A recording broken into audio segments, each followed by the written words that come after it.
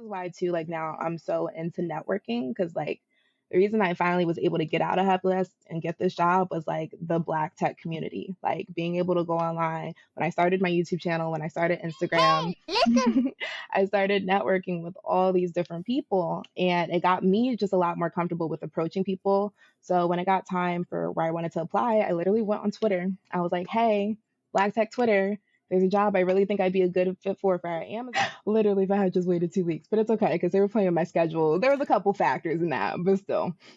So I went back to the old Right. job I was contracting at because I always kept a good relationship with them, which is another thing I always tell people, like try to make friends at your jobs because I was cool with everyone on that team. So like I literally texted my friend and I was like, hey, like this job is kind of playing with my stuff a little bit. Like, do you guys need me back? And he was like, oh, we'll hire you back in a moment. He's like, be right back. He's like, I'm gonna go talk to the manager. And like within like 2 hours, he was like, give Chris a call. Like you can have your job back.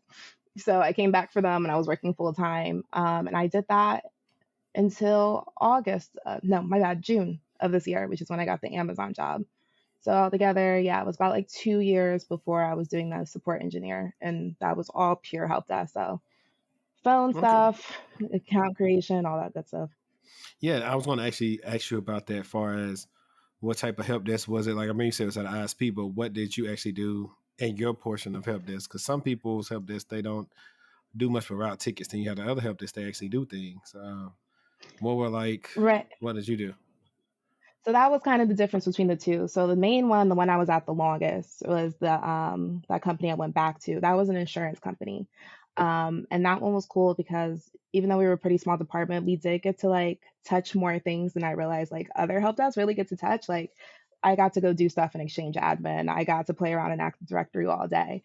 And like as you work your way up through the tiers, you get to do more things like account creation. By the time I was leaving, I was working on special projects with the security team, like working with like Cisco Umbrella and like site blocking and all that stuff. So like we had that opportunity to kind of like hop around and get different experience, and actually work on like industry standard like technology. Like everything I worked on at that job, I ran into later for the most part, or I could find in another company. It was all Windows products, Citrix, like all stuff that like you find So, all over again.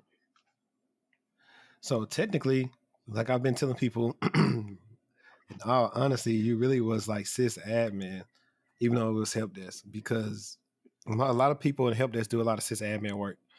But how they get you is they pigeonhole you as help desk, and then that affects your pay. Yeah, Sorry. so definitely and that was my thing too. Was like when I was looking to finally like leave that job because like I was overtaking 50 calls a day. I was looking at sysadmin. Sysadmin roles is what I was looking for. Like I was looking for junior sysadmin, and that was when I was running into that issue where like during calls and stuff, like they're like, okay, when was the last time like you touched the server? And I'm like, I think I'd be a good fit for Amazon. Like, is there anybody I could talk to? And then I also like went on Twitter, found people with the Black Tech hashtag that worked at Amazon and kind of like interacted with their contact. And one of the girls DM'd me, and she ended up giving me a referral. And then I ended up getting another referral from LinkedIn, because one of the guys was a diversity and inclusion recruiter. Which Mhm. also, if you are a minority, find those diversity and inclusion recruiters. They are much more likely to help you out. And he gave me a referral too. And after that, like I got a call back within a week after applying. Nice, nice. That's pretty cool. You just got me flashbacks, man, about them 50 calls a day. I think Oh my God. I used to call it my 50 call headache. Hey, bro, come on now, dog. Come you on, see about 10 man. calls in the red on call waiting, you be like, what is everybody else doing? You know, that's why I used to get fed up with it because I was knocking out calls fast. I mean, it wasn't that hard. I knew some people was over there BSing on the calls. And I was like, bro, Hmm. look, I think 30 was cool, but then when it started going past 30, and I was doing more than people that were sitting next to me on the same call, I did 5 and they did 1. I was like, oh no, this ain't it, Chief. Literally, that's why I was telling people. I was like, I'm literally doing the work of two people. Like, and it helped. Like, and the reason I stayed for as long as I did was because, like, even though like the job itself was stressing me out, I had such a good team. Like, my manager on that team, shout out to Chris, he was such a good manager. Like, he would give Mhm. me anything I needed. Like, if I was like I kind of need a week off, he'd be like, boom, have the week off. Like, so because of that, that's why I stayed so long.